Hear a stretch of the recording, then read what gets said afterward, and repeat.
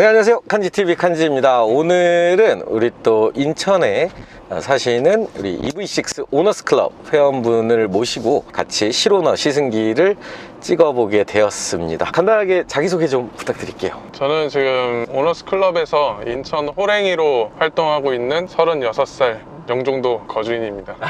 네. 특이하게 또 영종도에 사시는데 네네. 이쪽 근처에서 일을 하시나 봐요? 저랑 와이프랑 둘 다 직장이 여기라 그냥 이왕 이렇게 된 거 그냥 영종도에서 살다 보니까 뭐 사람도 적당하고 좋네요. 뭐 파일럿은 아니신 거죠? 그런 건 아니고요. 네.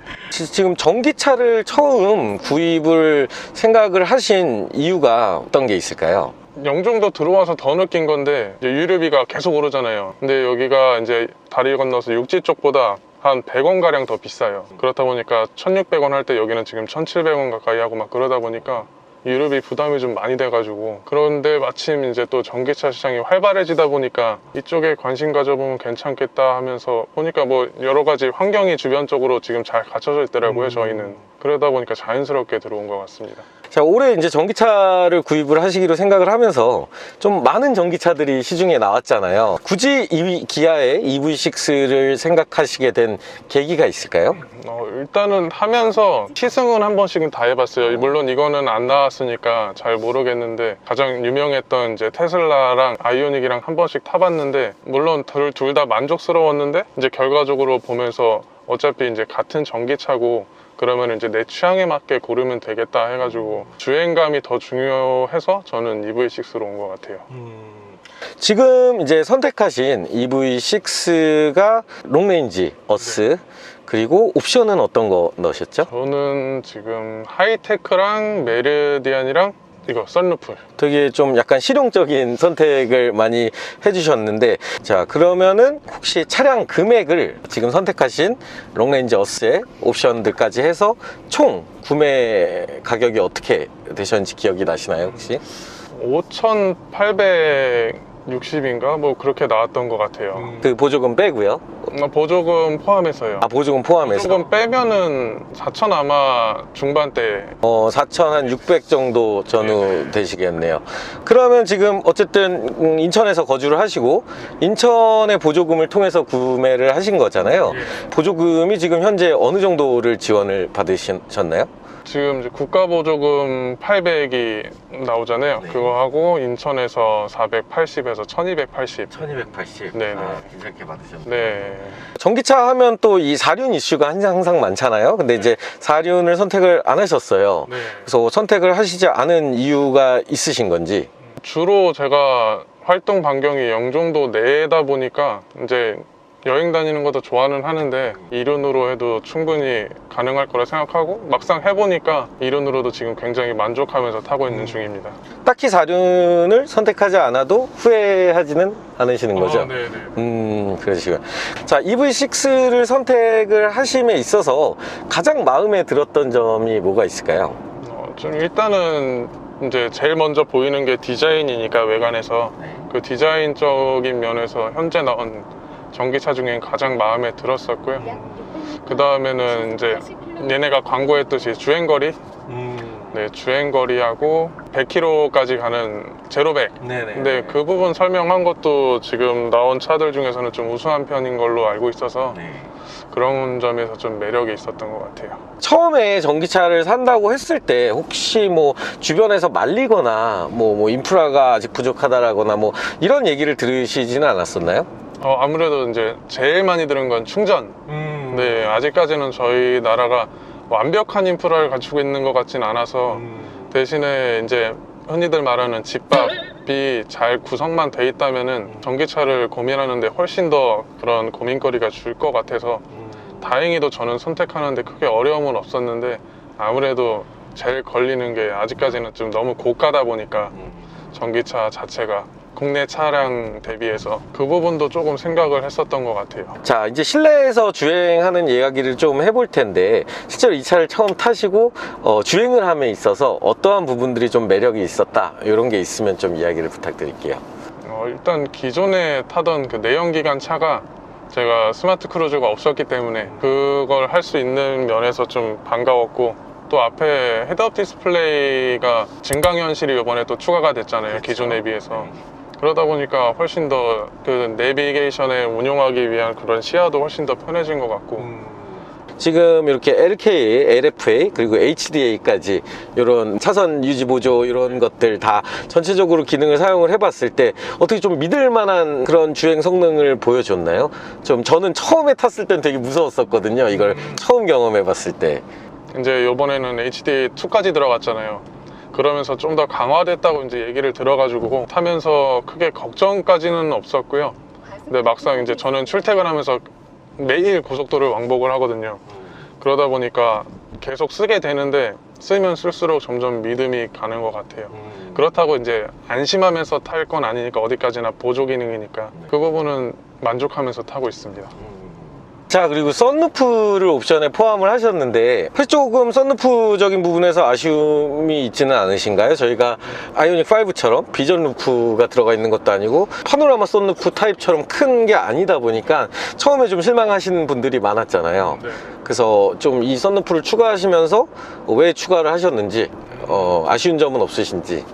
아마 비전 루프였으면 오히려 저는 선택을 안 했을 것 같아요. 왜냐면은 저는 이제 썬루프를 한 목적이 틸팅 그것 하나만 보고 선택을 한 거라 비전 루프는 그게 이렇게 오픈이 안 되니까. 다만 한 가지 단점은 헤드룸 공간, 그거는 다들 얘기하다시피 그게 좀 아쉽긴 한데 맞아요. 네네, 그 부분 빼고는 다 마음에 들어요.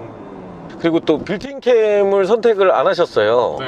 그 이제 블랙박스를 이렇게 다셨는데 빌트인 캠을 선택 안 하신 이유가 있을까요? 일단 저는 그렇게 빌트인캠에 투자를 안 하고 있는 것 같다는 생각이 강하게 들어서 그랬으면은 아마 현재 블랙박스에 나와 있는 그런 기능들을 다 포함을 하고 있을 텐데 그렇지 않다 보니까 이제 제조사 측에서도 딱히 그 부분에 대해서는 그렇게 신경을 안 쓰고 있는 게 아닐까 싶기도 하고, 그러다 보니까 자연스럽게 그런 부분에 대한 성능이 떨어지잖아요. 또 이제 화질면이나 화각도 그렇고 안에 메모리 같은 경우도 그렇고, 그렇다 보니까 그냥 아예 생각도 안 하게 된 것 같아요. 혹시 이거 시트도 고를 수가 있나요? 시트도 지금 3가지 중에서 이제 선택을 한 건데, 이제 고민을, 외장 색상은 제가 초반에 결정을 했는데 이거랑 어떤 게 어울릴까 하고선 이제 고민을 하다가 그때 한번 쇼케이스에서 가봤을 때는 브라운이 없더라고요, 안타깝게도. 네, 맞아요. 그래서 제일 고민 많이 했었는데 괜찮겠다 싶어서 최종적으로 결정한 것 같아요. 자, 마침 또 영종도 사시니까 또 궁금한 점 하나만 여쭤볼게요. 여기 톨비가 상당히 사악하잖아요. 그렇죠. 톨비가 그 영종도 사시는 분들은 그 톨비에서 좀 자유로운 게 있나요? 그렇죠. 영종도 이제 거주하는 인원들한테만 세대당 하나씩 이제 톨비를 할인을 해줘요. 이제 영종대교 하부도로는 무료고, 이제 인천대교는 거의 한 70% 가까이 싼 것 같아요. 70%. 네네. 그 하루에 한 번 왕복으로요. 대신에 이제 아쉬운 게 상부도로는 그걸 안 해주더라고요, 할인을. 아, 이거 갑자기 생각난 건데 제가 아까 타고 오면서 체크를 못 했는데 혹시 그런 혜택이 없는 사람도 그 전기차가 50% 톨게이트 할인이 되잖아요. 그게 적용이 되나요? 아마 되지 않을까요? 근데 아직까지는 저도 해본 적이 없어서 그 부분은.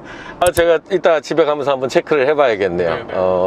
메리디안 사운드는 좀 들어보셨나요? 그쵸. 저는 타고선 내릴 때까지 음악 듣는 편이라. 네네. 어떻게 음질이나 음향 다른 차들에 비해서 좀 만족도가 어떠신지? 기존에는 그냥 일반 오디오를 들었었는데 그 부분에 대해서는 아마 일반 오디오를 했으면 후회했을 정도로 만족도는 있는 편이에요. 그 메리디안 사운드 시스템을 집어넣으면 옵션에 묶여있는 게 있잖아요. 네. 또 액티브 사운드 시스템이라고. 그거는 한번 느껴보셨나요? 네, 했는데 저는 이제 계속 엔진 소리만 듣다가 그 부분을 들으니까 오히려 조금 거슬리는 느낌이 있어가지고 현재는 지금 이제 4일차 주행인데 꺼버렸어요. 너무 다 한 번씩 이용해 보셨는데 네. 너무 이질감이 많이 느껴지니까. 네네네. 생각보다 그 부분이 계속 듣다 보면은 조금 멀미 나는 느낌? 네네, 그렇더라고요. 가끔씩 그러면 이제 모르는 사람 탔을 때 한번 맞아요. 놀래켜주는 용도 정도로만. 자랑용? 이것도 새로운 또 의견이네요. 또 아무래도 그 카페 보시면 아시겠지만 그 기능을 되게 맞아요. 좋아라 하시는 분들, 기대하시는 분들이 많은데 또 실 오너 입에서 또 이런 또 새로운 의견이 나오는 것도 진짜 참신한 내용인 것 같습니다. 네. 지금 저는 실제로 주행을 하면서 동승석에 앉은 적은 처음인데 공간이 상당히 지금 너무 넓어서 제가 앞에 카메라를 찍고 있는데 발을 어떻게 해야 될지 모르겠더라고요. 그래서 공 PD가 혹시 좁니? 거기? 저 많이 괜찮아? 넓어요. 편해. 야, 근데 이게 사실 공간성, 실내 공간성이 아이오닉 5랑 비교를 하시는 분들이 많잖아요. 아무래도 상대적으로 아이오닉 5가 뛰어나긴 한데 지금 제가 직접 이렇게 타본 결과 전혀 뭐 부족하지 않은 너무 넓어서 지금 좀 뭔가 사람을 불안하게 만드는 게 있는데 충분히 넓은 공간인 것 같습니다. 지금 먼저 전기차를 타본 사람으로서 전기차에 대해서 좀 고민을 하고 있는 분들께 좀 드리고 싶은 얘기가 있다면은 뭐 조언 같은 거라든지 예, 어떤 게 있을까요? 일단은 좀 전기차를 사야 될까 말아야 될까 일단은 그 고민을 하고 카페를 방문을 하잖아요. 네. 제일 처음에.